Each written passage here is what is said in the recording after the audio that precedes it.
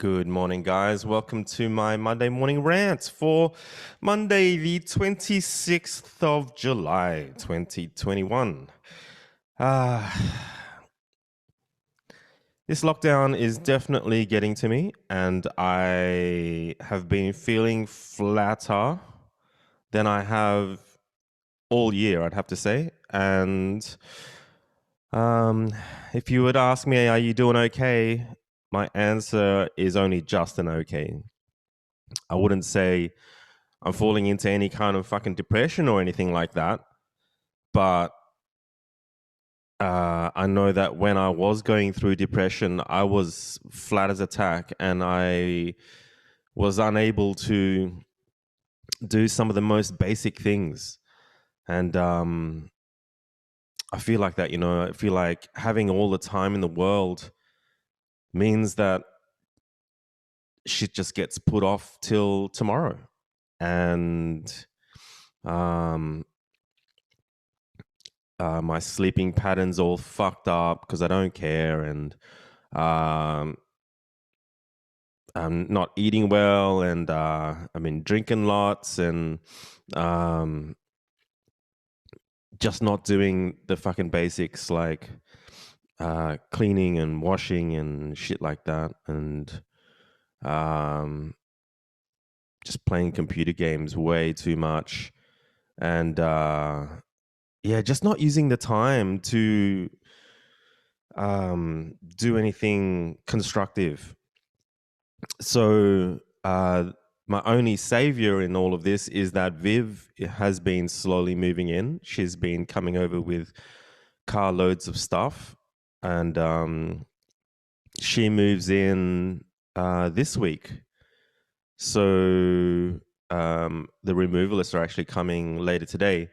So just when she's come over and started cleaning up stuff, and I've joined in, and like yesterday I did 3 loads of washing, and I've got so many more loads to do, but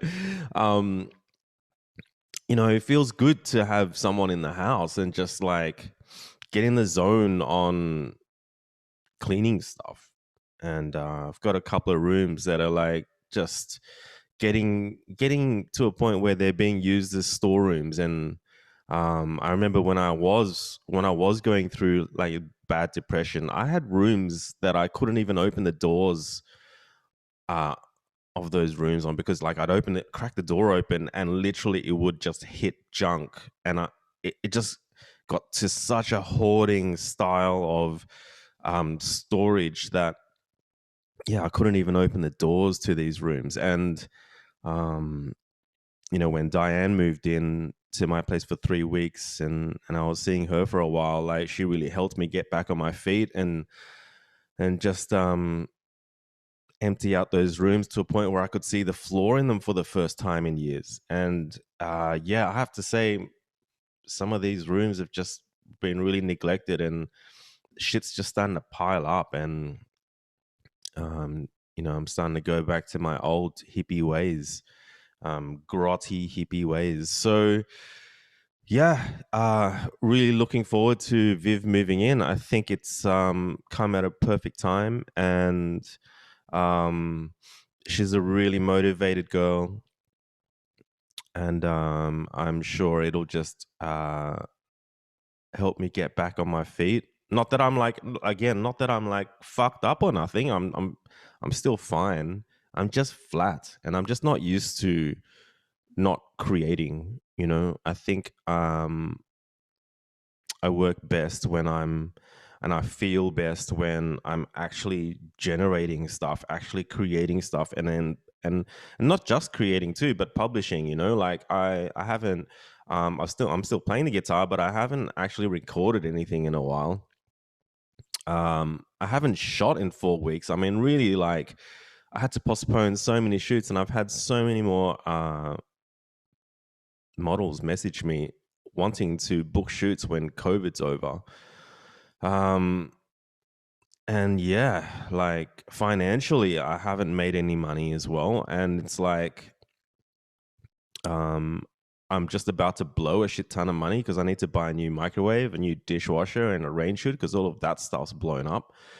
So yeah, it's gonna be tight financially for a while if lockdown's gonna continue. Um, and I don't get it. Like I heard the other day that they're hosting the Olympics here. Like Sydney Olympics kind of made sense because I've always thought that if you're anyone on this planet, you're gonna make it to Sydney at some point in your life. Sydney's a beautiful city, and it's like it's a hub. It's the hub of Australia. And I feel like everyone, if you're gonna come to Australia and you're gonna visit only one city, it's gotta be Sydney. Well, why the fuck would you go to Brisbane? I mean, it just doesn't make sense for us to host the Olympics again. Like, I'm pretty sure the debt from the Sydney Olympics was so huge that we're probably still paying it off. And Olympic Park fucking sucks. Like it's just fucking ghost town. And it just every time I go to the Olympic Park, I get lost in there. The design of it is just shocking. Shocking. You get so lost in there. It's just rubbish. It's just trash. And it's so far from the city that no one fucking uses it. I mean, it would make more sense to have it much closer to the city, so all of us can use the facilities. But to have it out sort of like west like that, it just doesn't make sense. And it begs the question. It's like when I was growing up here, I was born in Australia, right? So sports always been such a huge thing, and it's always been weird to me, like to have all the news on the news and then tacked on at the end of the news is another show where it's just all sports news. And that's how important sport has been to Australia since I've been a kid. And I've never really understood it. It's like, yes, there are some Aussie athletes that are the best in the world at sport, but maybe more so in the past than today. And, the question of why, like, sport seems to be prioritized over everything else by the Australian government. I don't know. I think it's time to really question it. Like, um, as much as I love sport, I don't make a living out of it. Like, I make a living out of the arts, and I would love it for them to tack on a fucking bit of an art section to the news. Um, I think I think the arts are essential, and I think it's essential for people's livelihood, and it's essential for happiness and inspiration, culture. Um, I just don't think investing in the Olympics, knowing how much it costs and especially during a pandemic, makes sense. Like if you could argue once upon a time that having the Olympics brings in a whole lot of tourism, well, that doesn't really work. Like you don't want Sydney's already done it, and you don't really need a shit ton of people to fucking come over to Australia to go to Brisbane. And like when China had the Olympics, you could tell that they weren't making money from the Olympics because the stands were fucking empty, completely empty. And I don't think a shit ton of people were dying to go to China after the Olympics. So I don't see how it benefited China at all to host the Olympics. And then there's like tons of videos that I just researched last night of all the Olympic venues that have just been absolutely neglected and turned into like just dead dead buildings, graffiti all over them. They're all destroyed, not being used. Um, Lots of countries have Olympic sites that are just turned to neglect, and they're just not being used, and they're just fucked up. So I think out of all of those kind of humongous political money spending kind of government initiated things, I think maybe the World Expo is maybe the only thing that is okay, because like I remember going to World Expo in 88, and to have every single country come to your country, that's a pretty fucking cool concept, right? Like, especially for people who haven't never been overseas. Just rock up to World Expo and every country is represented. You go through their special building and take in a whole lot of culture that you're not used to. And my favorite part about World Expo was eating foods that I've never eaten before. Every country was represented with cuisine, and I had I had foods that I'd never had before that I have very often today. And a lot of it I just attribute to the fact that I tried them first when I was a kid at World Expo 88. And it inspired me to want to eat more of that stuff and learn more about that country's culture. So World Expo, I get, and I think that should still keep going. But the Olympics, I just, I don't know. I think I think the excitement's just not there for me personally. I mean, I get it that when I was a kid, it was always on television and we'd watch it. It would rock up, the Olympic designs would rock up on the 50-cent coin, and I'd be excited about that and I would collect them. Um, I probably played the Olympics on my Commodore 64 and shit like that. And like, I was really proud of Australia when we hosted and our athletes that were really dominating at the time. And the Ian Thorpe's funny suit and Kathy's funny aerodynamic suit and shit. And the cauldron stopping halfway and not making it all the way to the top. And fuck, it's just a drama, but it's just like, um, I just don't get. I don't understand why we're hosting again. Anyway, that's my fucking rant. Like, I've got nothing else to rant about. Hey, like, seriously, I'm just looking forward to Viv moving in. She's coming over today with the removalist, moving a bed in, and that's giving me shit to do. And man, my Patreon is just runs out of photos today too. So, um, perfect timing. Do a little shoot and get some content up. And I'm literally just surviving off my Patreon right now. Those guys are fucking legends, man. Like, still blows my mind that people pay me 50 US a month to check out my work over, you know, paying some porn site. So much respect for the guys who pay for my stuff, and I'm trying to interact with them some more too. I've been messaging them to and fro and listening to, the funny thing is, like, when I ask them if they have any requests, they actually don't. um I think if I was only on OnlyFans and I asked people what they wanted to see, I'd probably get some really crass fucking requests, right?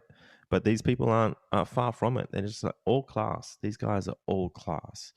Um, so yeah, I'm gonna leave it at that. Like, I know, I know people must be having a fucking hard time, man. If I'm fucking losing the plot, then like I'm pretty sure other people are as well.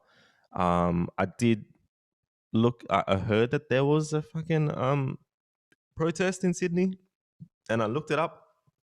I looked it up. I looked it up on online news yesterday, and I saw how many people turned up, and it looked like a fucking riot, man. And I don't know, some government, I don't know, maybe a police commissioner or something like that, hopped on and just started calling everyone, the 3,000 people or so that turned up, started calling them names and stuff. And I just don't think that's the right way to go about it, mate. Like, that's the people, that's the voice of the people. And yeah, fair enough. They broke the rules. Fair enough. Fair enough. You're angry, but if you're in a high position like that, keep your fucking cool, will you? And like, calling people names is just adding fuel to the fire, and calling these people stupid for protesting. Protesting needs to exist. It wouldn't exist unless people were, or if everyone was happy, it just wouldn't happen.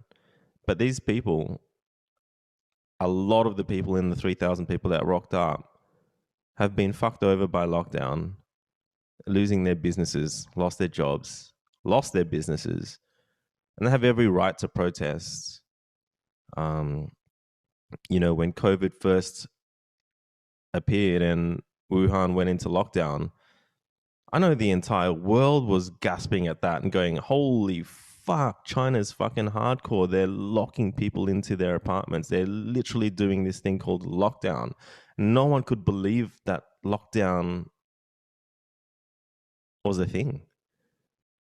People thought it was fucking crazy. That lockdown was crazy. And here we are, 4 weeks into lockdown. And we're fucking Australia. It just doesn't make sense. I'm just shocked that um I'm just shocked, man. Like I know that if I was running Zen Garage and then we went into lockdown, we couldn't open our business and I'd lose it all because of it. Like uh, I know I'd be protesting as well. So yeah, I don't know. That's my fucking rant. I hope everyone's okay. Um I'm really looking forward to next week and weeks to come because Viv will be around. But it doesn't look like we're going to be out of lockdown soon. Um, so yeah, I don't know. Maybe if you guys have got fucking ideas for people in lockdown and suggestions of what people can do during lockdown to like soak up some time and like keep in a better mental state, maybe leave them in the comments. Or if you're not comfortable with that, just send me a private message and let's chat. And I hope everyone just sits tight and uh, keeps busy somehow. I shall catch you guys in the next one. See yous.